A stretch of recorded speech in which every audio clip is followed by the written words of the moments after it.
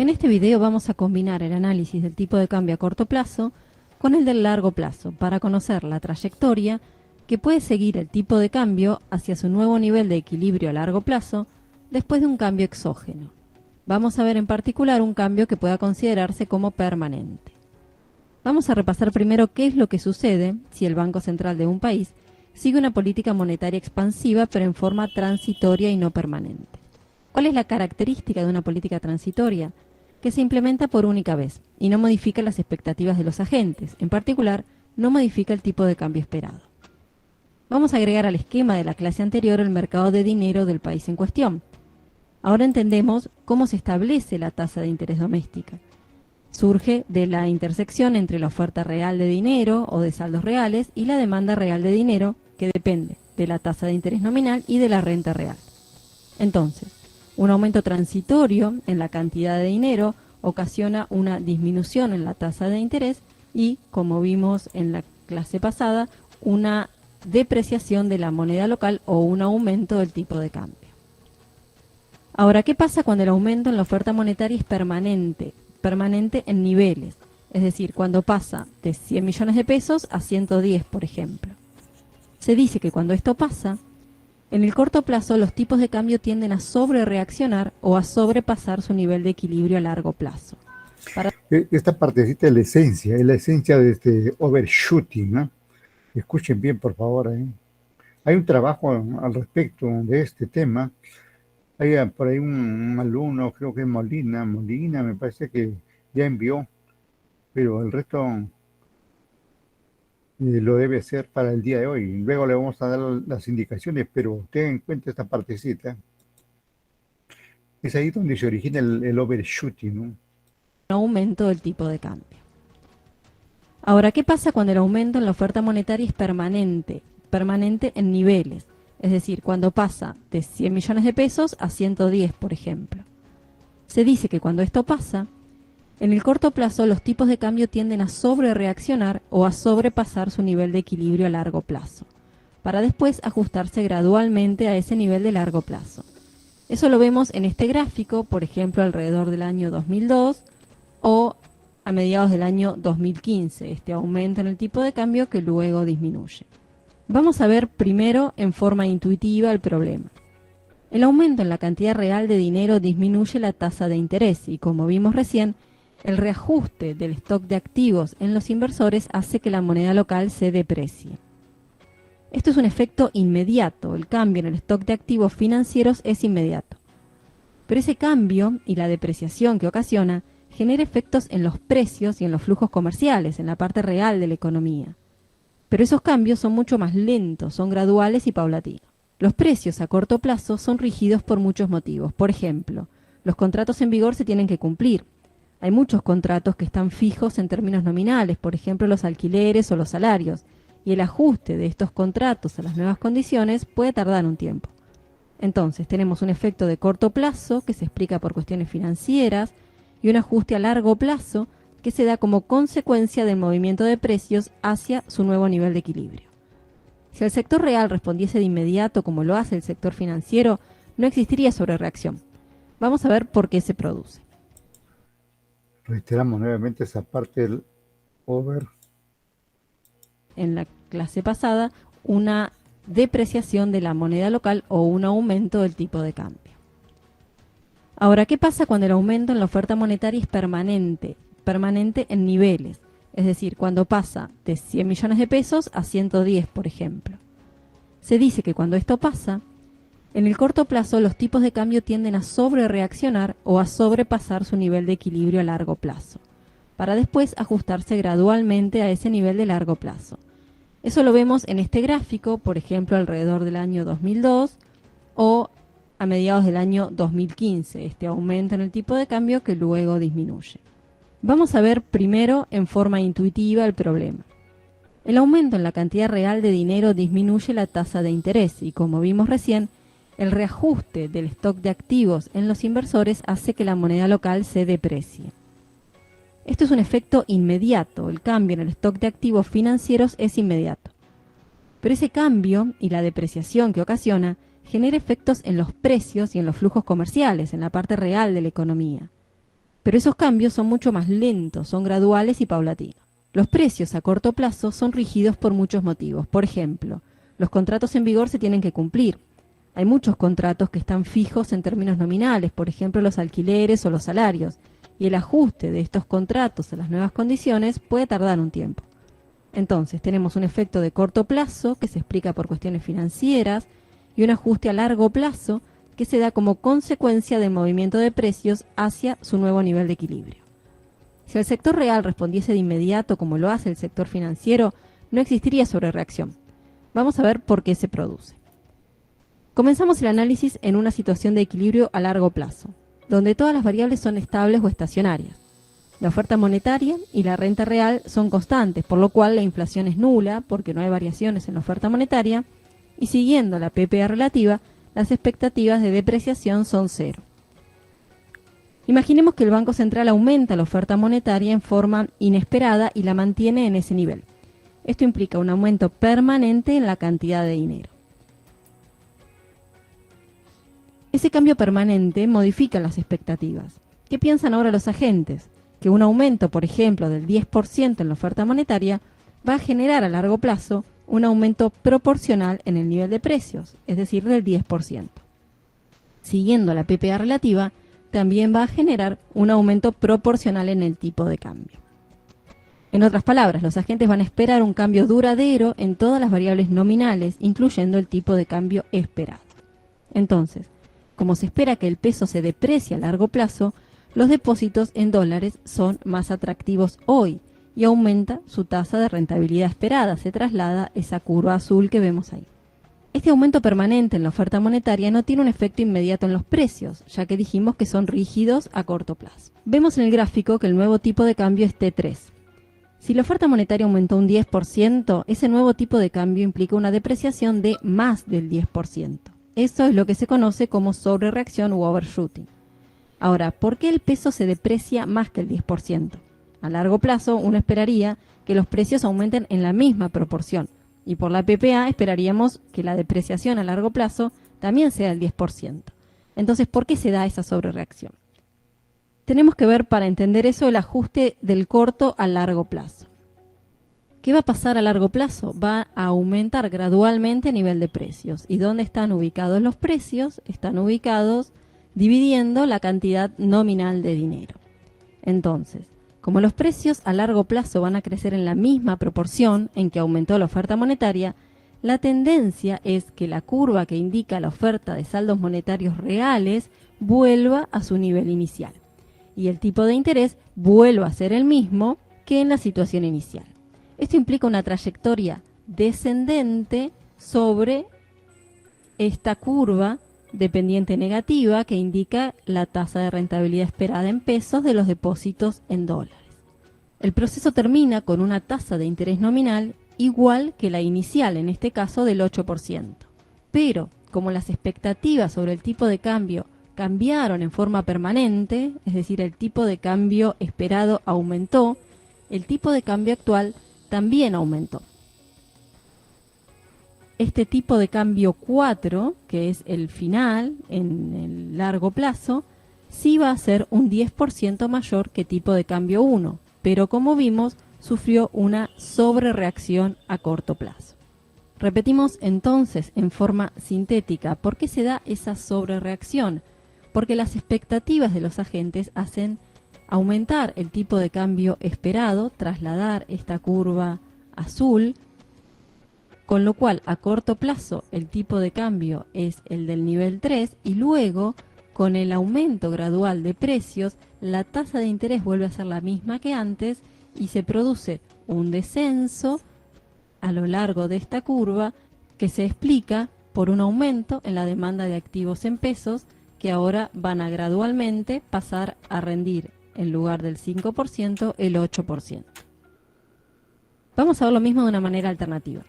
En este ejemplo vemos que la tasa de depósitos en pesos bajó 3 puntos porcentuales, de 8 a 5.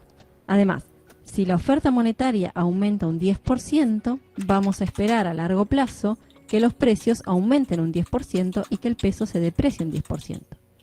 no va a haber nadie dispuesto a adquirir depósitos en pesos, ya que no solo dan una tasa de interés menor, sino que cuando los retiren van a valer menos en términos de dólares. Esta sobrereacción permite de alguna manera mantener el equilibrio en el mercado de activos que está dado por esta ecuación de paridad de intereses. La sobrereacción, decimos, le da a los inversores una tasa de apreciación esperada que le permite compensar la disminución transitoria en las tasas de interés. Entonces, siguiendo la paridad de intereses, la tasa de apreciación esperada debe ser del 3%, y es lo mismo que vemos acá. Con lo cual, si esperamos que el tipo de cambio finalmente se deprecie en la misma proporción en que aumentó la cantidad de dinero, la depreciación sufrida a corto plazo va a ser del 13%. Les dejo una tarea que no tienen que entregar. Acá pueden observar la senda que siguen distintas variables a lo largo del tiempo en este proceso. Ustedes tienen que identificar a qué variable corresponde cada una de las trayectorias. Alguna de ellas es la cantidad nominal de dinero, la tasa nominal de interés, el nivel de precios y el tipo de cambio nominal. Y tienen que graficar cuál sería la trayectoria de los saldos monetarios reales. Todo un tema esto de la sobrereacción del tipo de cambio, ¿no? Por ahí tiene una serie de teorizaciones, ¿no? Que es bueno tenerlo en cuenta para el conocimiento aquí de la variable macroeconómica, ¿no? A ver, un ratito, por favor.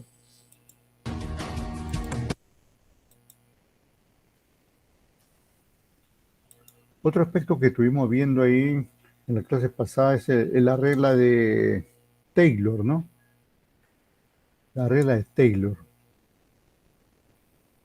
También es necesario darle un repaso a eso, porque son bases teóricas de, de los lineamientos macroeconómicos que debemos tener en cuenta como parte de la formación de ustedes, ¿no?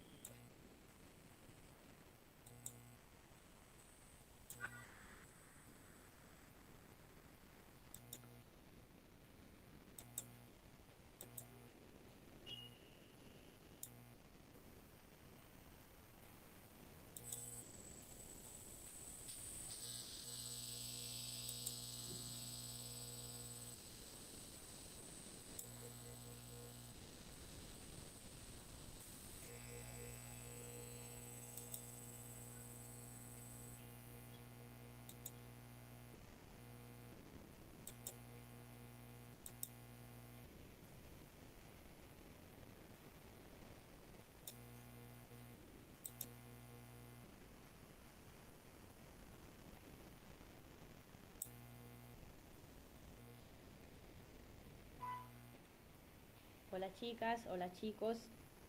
Continuamos entonces nuestro curso.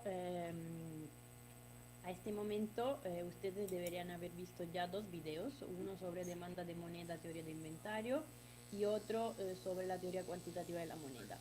Que vimos en el último, la teoría cuantitativa de la moneda. ¿Se acuerdan? M multiplicado velocidad tiene que ser igual al PIB nominal.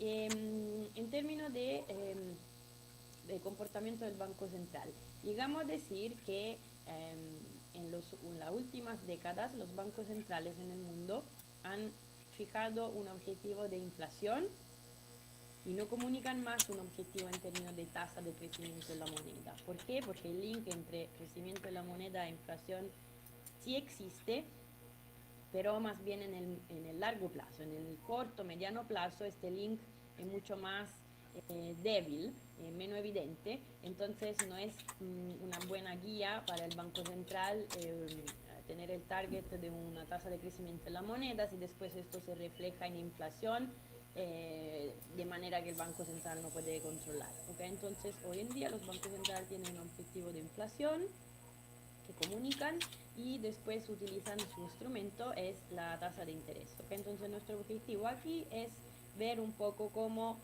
de dónde sale la tasa de interés, la tasa de política monetaria que los bancos centrales fijan. Entonces vamos básicamente a mostrar lo que, o sea, analizar lo que es la regla de Taylor. Antes, entonces, ¿cómo llegamos acá?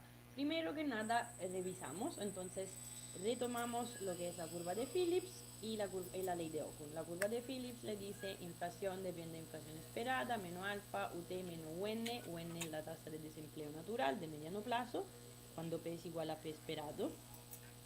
Y apuntamos aquí unos shock inflacionarios, o sea, cualquier otra información, evento que pueda ocurrir que empuja por arriba la inflación. Entonces, por ejemplo, si hay un ejemplo malo, si hay una guerra en el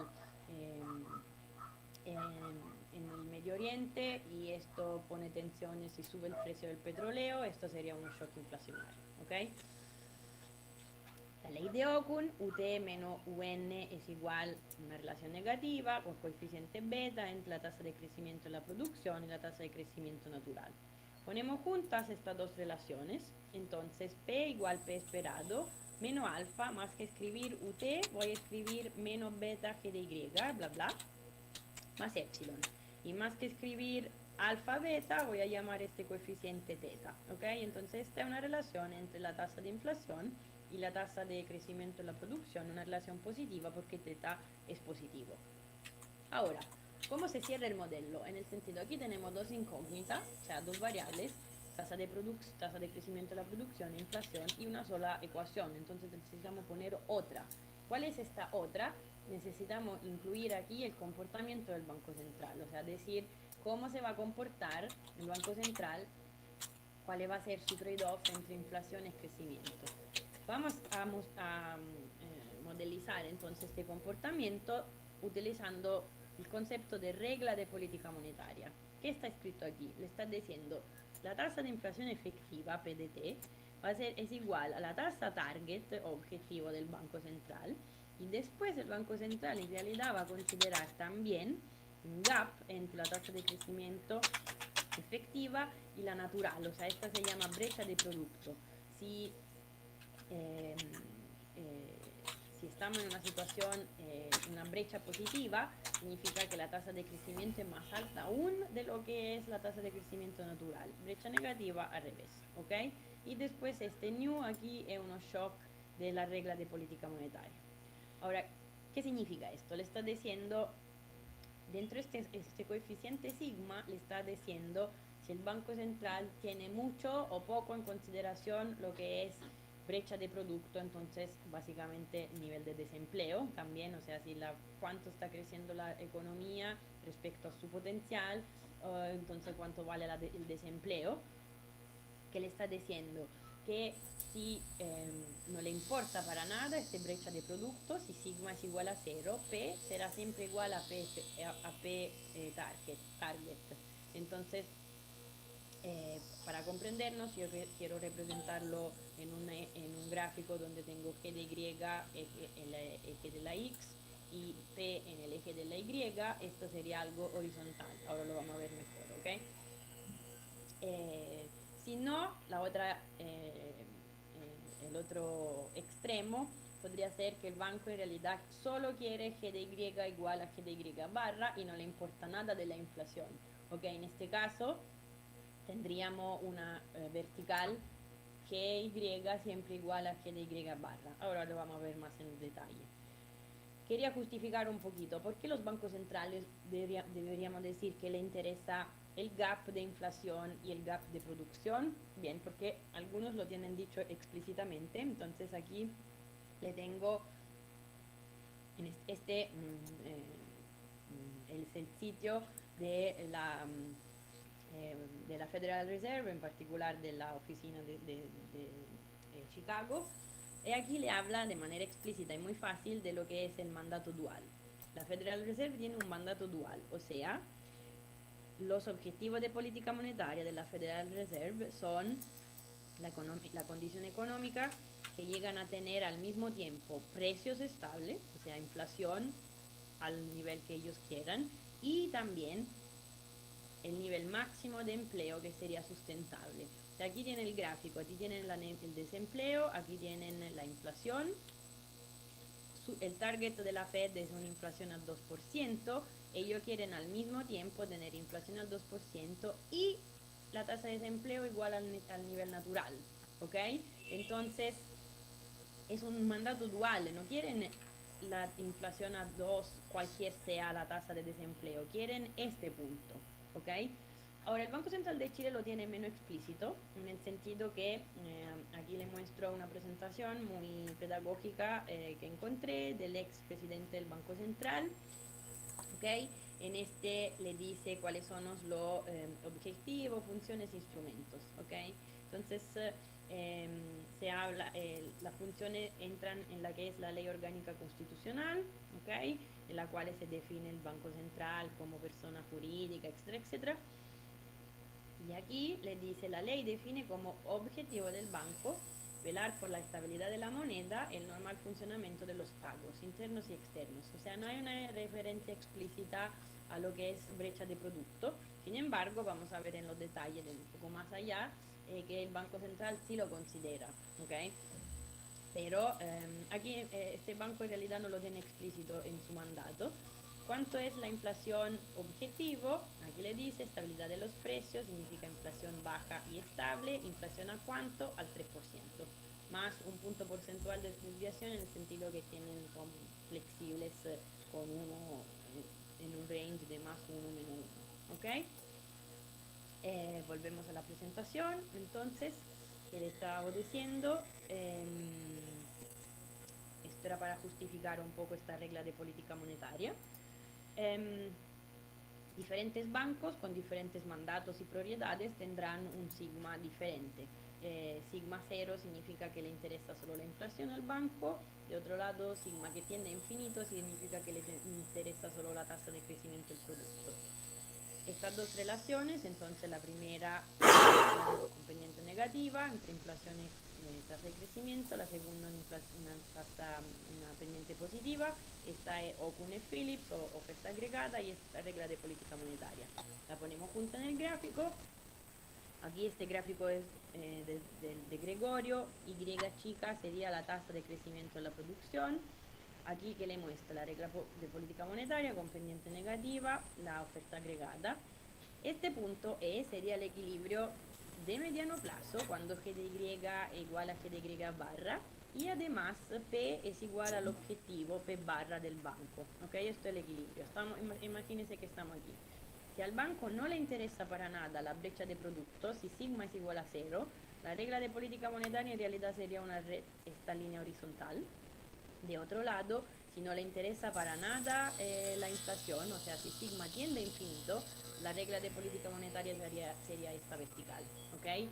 En la situación entre media en la cual sigma no es cero ni infinito, es esta con una pendiente negativa. Imagínense que hay un shock, por lo cual, o sea, un cambio, por lo cual la tasa de inflación esperada sube y es más alta de la que es el target. O sea, la oferta agregada se desplaza. ¿Cuál es el nivel de equilibrio del corto plazo? Bueno, depende de cómo es la regla de política monetaria. Entonces, en este caso, nos encontraremos en el punto A, donde tenemos Y más chica de lo que de Y natural y la inflación un poco más alta. Si el Banco Central tuviera una política muy agresiva en términos de inflación, estaríamos en el punto A segundo, o sea, el Banco Central lograría cualquier costo P barra. ¿Cuál es el costo? Bueno, tener una tasa de crecimiento de la producción más baja aún. Si el Banco Central no le importa nada de la inflación, estaríamos en el punto A primero, o sea, el Banco Central haría de todo. O sea, una regla de política monetaria vertical significa que estaríamos en el punto A primero, el Banco Central haría de todo para no salir de G de Y barra al costo de cualquier nivel de inflación. ¿Ok? Entonces, esto es para decirle que diferentes bancos pueden tener diferentes reglas de política monetaria, o sea, significa que esta curva puede tener pendientes diferentes. Todo esto lo tienen escrito aquí en las slides. Em, entonces, para llegar a el instrumento que sería la tasa de interés. Porque hasta aquí vimos tasa de crecimiento del producto, tasa de inflación. ¿De dónde sale la tasa de interés? Bueno, tenemos que tener en consideración otra relación que ustedes ya conocen, que sería la curva IS, pero ahora no escrita en términos de niveles, sino que escrita en términos de tasa de variaciones. En términos de niveles, la curva IS que le dice producción igual consumo, inversión, gasto público. Hay una parte que llamamos gasto autónomo, que sería todo lo que no depende de la tasa de interés, en particular sería el consumo, pues como lo hemos dicho nosotros, sobre todo lo que son bienes no durables, y el gasto público, mientras hemos visto que la inversión depende de la tasa de interés real. ¿Ok? Entonces, aquí está escrito en términos de tasa de varias de crecimiento, tasa de crecimiento de la producción menos la tasa de crecimiento natural, igual todo lo que es el gasto autónomo, o sea, todo lo que no depende de I, de la tasa de interés, perdón, y la parte de la inversión que sí depende de la tasa de interés, ¿de cuál tasa? De la real, o sea, de I menos P esperado. Y después le ponemos aquí otro factor, shock de demanda, o sea, por ejemplo, ahora en la situación de Chile, en mucha incertidumbre, lo podríamos, consumidores o inversionistas asustados, lo podríamos representar con un shock de demanda negativo. O sea, mu negativo significa que la gente para de hacer compras porque por bienes de consumo, ¿por qué? Porque por la situación del país, ¿ok? Disculpen. La situación, ¿cuál es el equilibrio de mediano plazo? Definición, en el mediano plazo P es igual a P esperado, la tasa de crecimiento es la tasa de crecimiento natural, la tasa de interés tiene que ser igual a la tasa de interés real, que hemos dicho de mediano plazo en el sentido que si no hay política fiscal, R es algo fijo, más la tasa de inflación efectiva, todos los shocks lo ponemos a cero, y entonces aquí hasta tenemos una expresión para R, porque la tasa de interés real de mediano plazo, miren, en mediano plazo G de Y es igual a G de Y barra, entonces aquí a izquierda tenemos 0, igual gasto autónomo menos pi que multiplica I menos P esperado, pero P esperado en mediano plazo es P, y esto va a 0, ¿ok? Entonces nos quedamos con simplemente A menos pi I menos inflación igual 0, o sea, esto sería R, R no es nada más que A dividido por Pi, ¿ok? Espero que sea claro. Entonces, a este momento tenemos todo lo que necesitamos ahora para poner en relación la regla de política monetaria que hemos visto antes con en realidad el instrumento que usa el Banco Central, que es la tasa de interés. ¿Cómo fija el Banco Central la tasa de interés?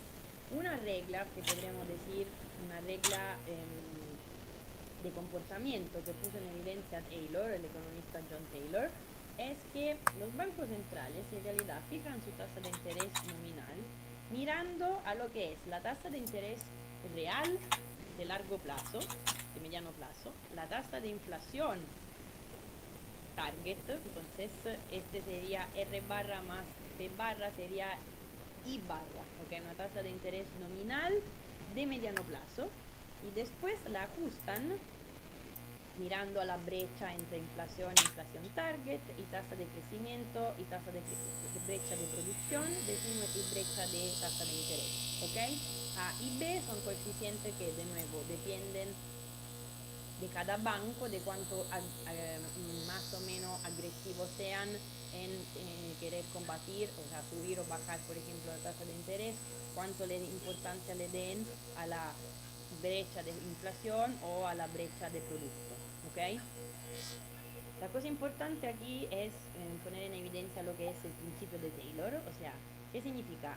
Al principio de Taylor le dice, este coeficiente A tiene que ser mayor que 1 para que la política del Banco Central tenga sentido. ¿De dónde sale esto? ¿Por qué A tiene que ser mayor que 1? Miren, la tasa de interés que afecta a la economía real es R, ¿ok? Estamos de acuerdo.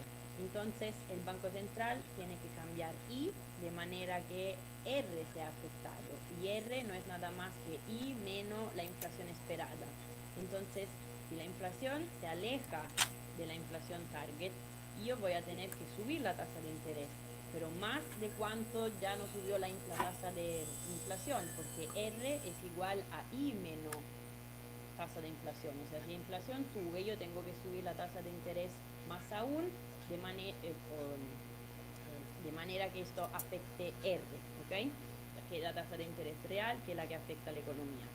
Entonces, ¿cómo podemos poner junta la curva, la demanda, la curva IS con la regla de Taylor para llegar a ver como la relación con la regla de política monetaria?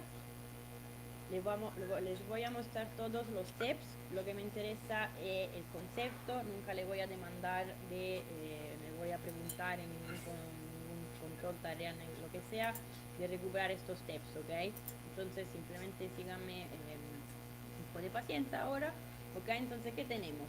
Esta es la curva IS. La brecha de producto aquí, gasto autónomo, esta es la tasa de interés real. Y estamos asumiendo que estamos en el mediano plazo, o sea, cuando P es igual a P esperado. O sea, estamos considerando una situación en la cual P es igual a P esperado. Y después em, o sea, la tasa de interés relevante es la tasa de interés real que se realiza ex post. ¿Qué voy a hacer yo? Voy a sustituir, más que escribir I, voy a escribir la regla de Taylor. La regla de Taylor es lo que ven aquí en azul, ¿ok? R más P barra más el coeficiente A más el coeficiente B, ¿ok? Y aquí tengo el término P esperado. Pura álgebra voy arreglando y poniendo en orden estos términos. Aquí la única cosa que estoy haciendo es utilizar esta hipótesis que estoy considerando la tasa de interés real ex post, o sea, cuando P esperado efectivamente es igual a P. Estamos aquí.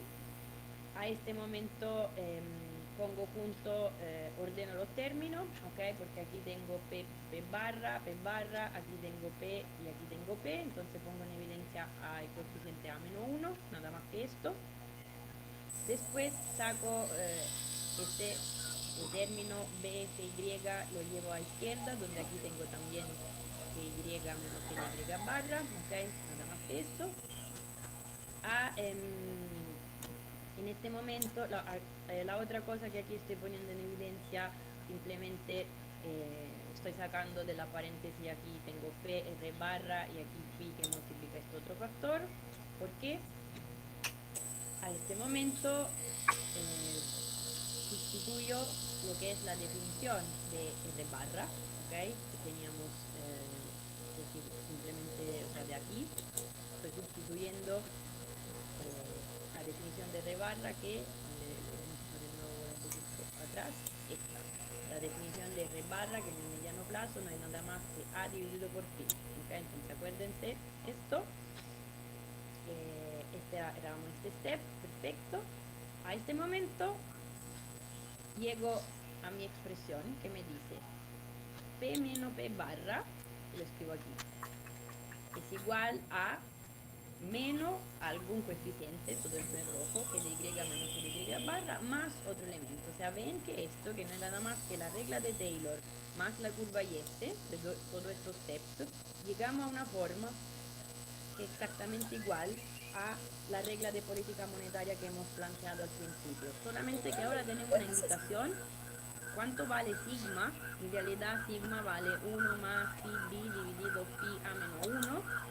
¿Y cuál sería el shock de demanda? Sería mu dividido phi a menos 1. O sea, aquí le estoy diciendo cuánto tiene que valer sigma. Bueno, depende de la economía, depende de cuánto vale phi, ok, este phi es un parámetro estructural, significa cómo es que la inversión depende de la tasa de interés, pero también depende del Banco Central si es más o menos interesado a la brecha de producto o la brecha de inflación, porque esto me lo dicen los coeficientes A y B, ¿ok?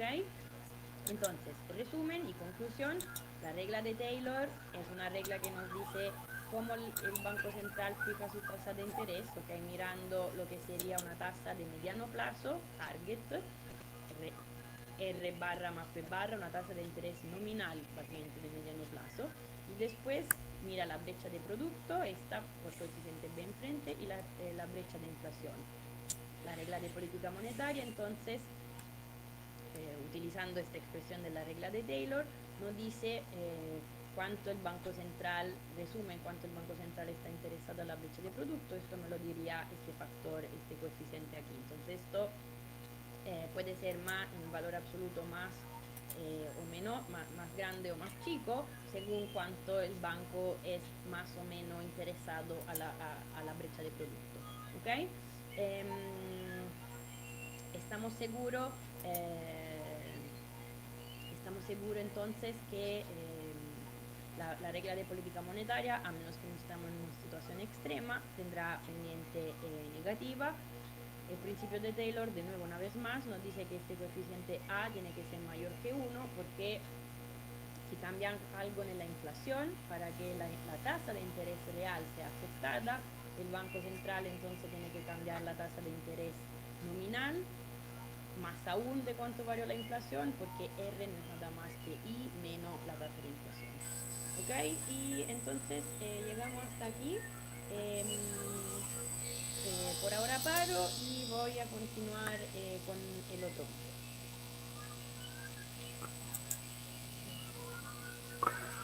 Un tanto complejo el asunto, ¿no? Pero así son los modelos, ¿no? Así son los modelos, una serie de elucubraciones ahí, macroeconómicas para demostrar, digamos, que es viable una determinada regla y el efecto que tiene la política monetaria de los países, ¿no? A ver, un ratito.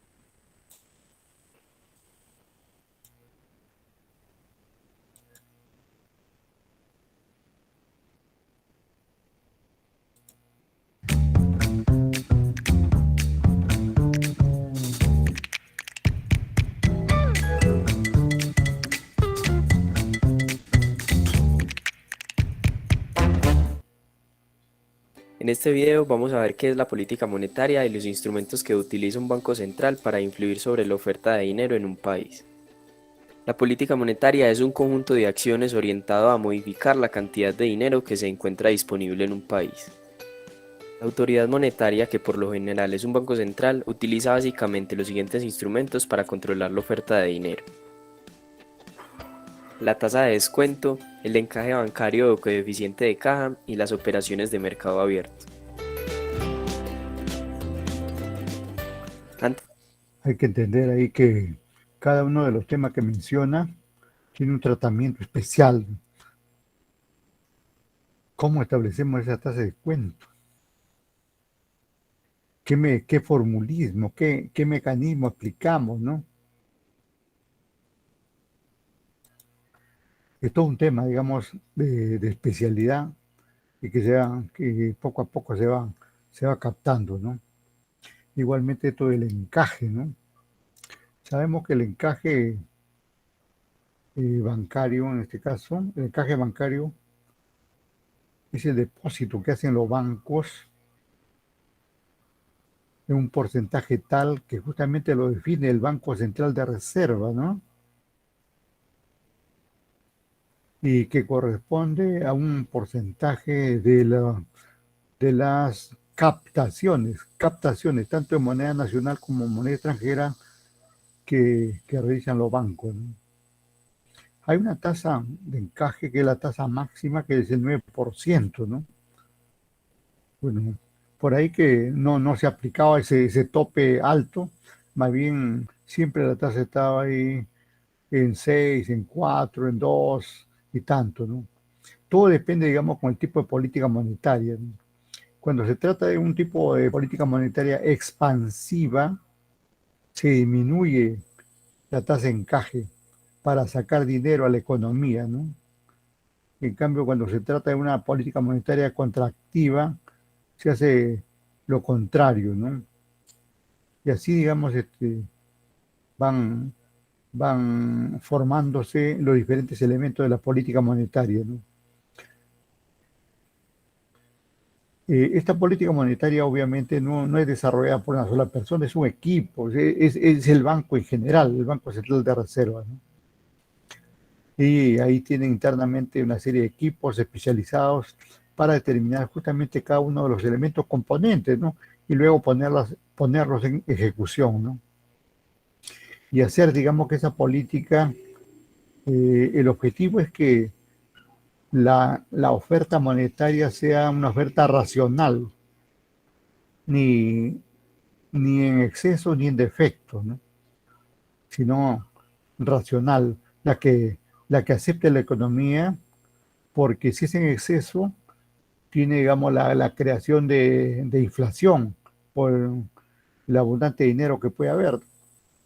Si es en defecto, igualmente tiene sus efectos en términos de inflación. Por eso, digamos, que tiene que mantenerse una cantidad racional. Antes todo esto se manejaba, digamos, no se manejaba pues de esta forma, ¿no?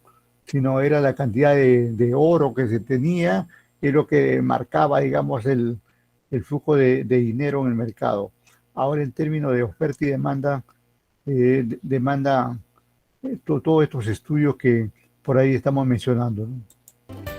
Antes de explicar el funcionamiento del primer instrumento, definamos un concepto: las reservas. Son cantidades mínimas de dinero que los bancos comerciales deben dejar guardadas en sus cuentas sin utilizarlas.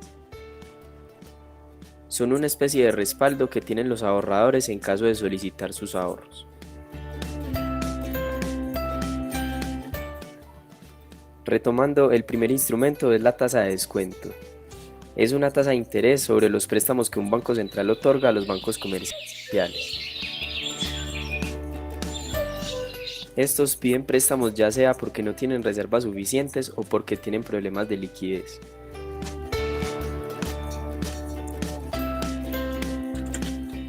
Ahora, la forma como el Banco Central influye es subiendo o bajando la tasa de interés de estos préstamos. Si quiere aumentar la cantidad de dinero en la economía, baja la tasa de interés para incentivar a los bancos a pedir más reservas, las cuales pueden utilizar para hacer más préstamos a personas y empresas y de esta forma aumentar la cantidad de dinero en la economía. Y si lo que quiere es disminuir la cantidad de dinero en la economía, sube la tasa de interés para desincentivar a los bancos a pedir prestado y evitar poner más dinero en circulación. El otro instrumento es el encaje bancario o coeficiente de caja. Un banco central exige una razón o coeficiente de reservas mínimo para los bancos. Entonces, si el objetivo del Banco Central es aumentar la oferta de dinero, disminuye el nivel de reservas exigido. De esta manera, los bancos pueden utilizar esa parte de las reservas para generar más dinero.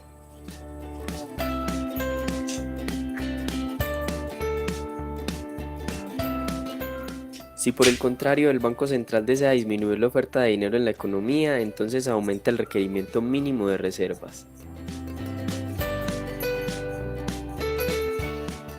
Y para terminar, estudiamos un último instrumento: las operaciones de mercado abierto.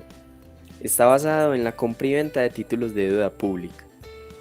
Aquí, si el Banco Central quiere aumentar la oferta de dinero, compra títulos en el mercado, y el dinero con el que compra estos títulos queda circulando en la economía y esto se traduce en un aumento de la oferta del dinero.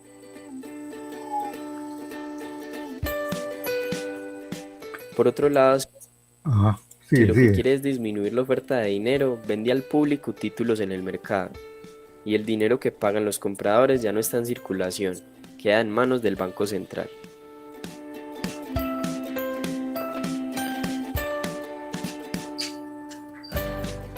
Ahora sí, Para finalizar, en este cuadro te dejo en resumen la forma en la que el Banco Central utiliza los instrumentos para intentar controlar la política monetaria de un país.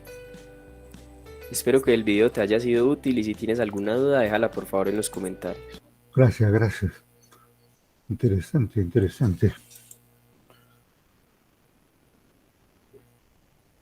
Tarjeta.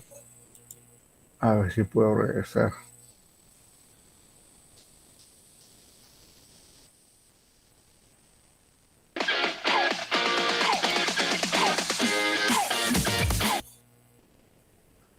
Mucha publicidad ponen estas entidades.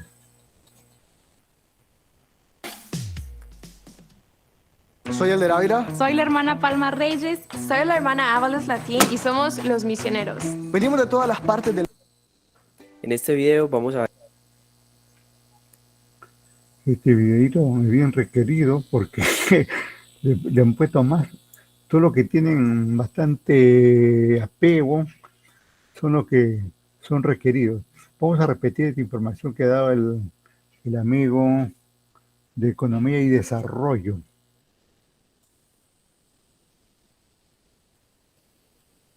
En este video vamos a ver qué es la política monetaria y los instrumentos que utiliza un banco central para influir sobre la oferta de dinero en un país. La política monetaria es un conjunto de acciones orientado a modificar la cantidad de dinero que se encuentra disponible en un país. La autoridad monetaria, que por lo general es un banco central, utiliza básicamente los siguientes instrumentos para controlar la oferta de dinero: la tasa de descuento, el encaje bancario o coeficiente de caja y las operaciones de mercado abierto. Antes de explicar el funcionamiento del primer instrumento, definamos un concepto: las reservas. Son cantidades mínimas de dinero que los bancos comerciales deben dejar guardadas en sus cuentas sin utilizarlas. Son una especie de respaldo que tienen los ahorradores en caso de solicitar sus ahorros. Retomando, el primer instrumento es la tasa de descuento. Es una tasa de interés sobre los préstamos que un banco central otorga a los bancos comerciales. Estos piden préstamos ya sea porque no tienen reservas suficientes o porque tienen problemas de liquidez.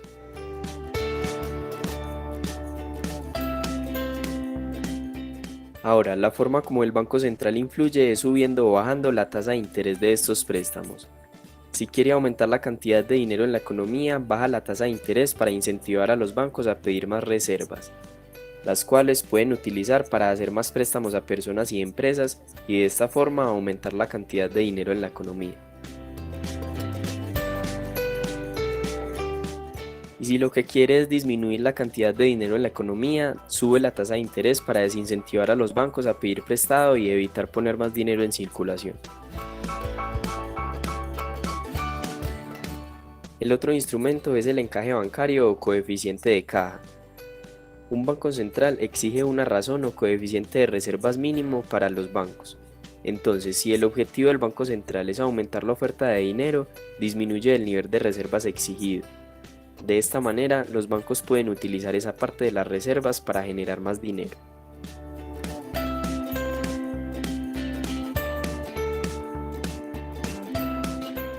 Si por el contrario el Banco Central desea disminuir la oferta de dinero en la economía, entonces aumenta el requerimiento mínimo de reservas.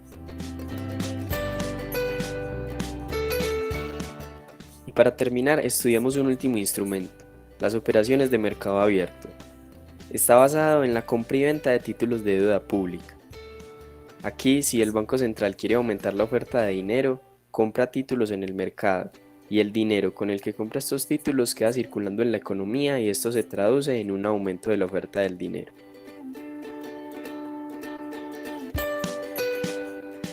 Por otro lado, si lo que quiere es disminuir la oferta de dinero, vende al público títulos en el mercado, y el dinero que pagan los compradores ya no está en circulación, queda en manos del Banco Central.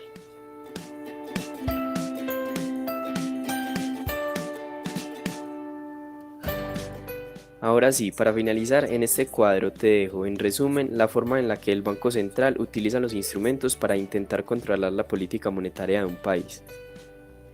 Espero que el video te haya sido útil y si tienes alguna duda déjala por favor en los comentarios. Interesante ese cuadrito donde se resume, digamos, todo el efecto que tienen estos instrumentos en la política, ¿no?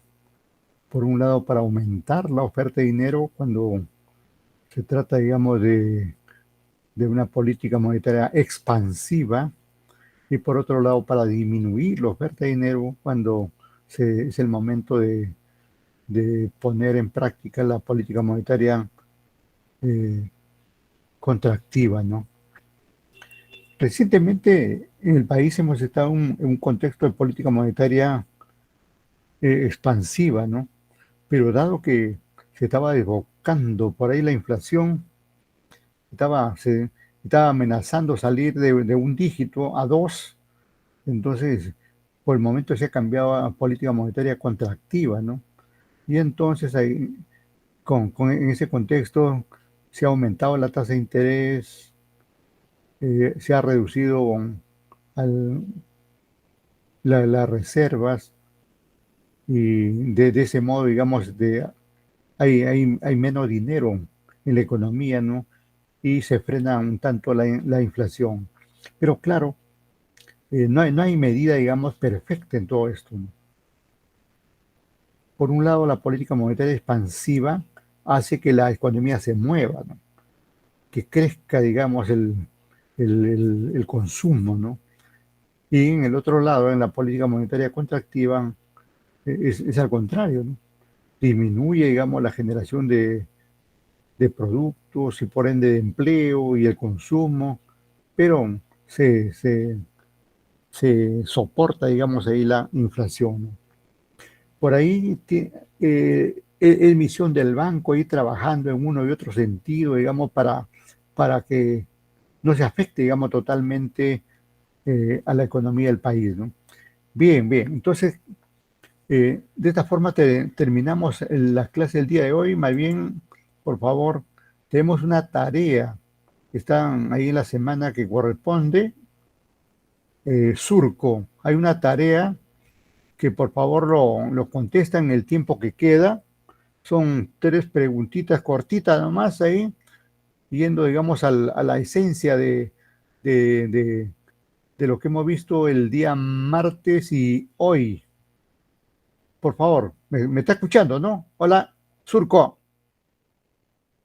Surco. Bueno, Surco creo que ya se fue, ¿ah? Bueno, nos quedamos ahí. Gracias. Buen día.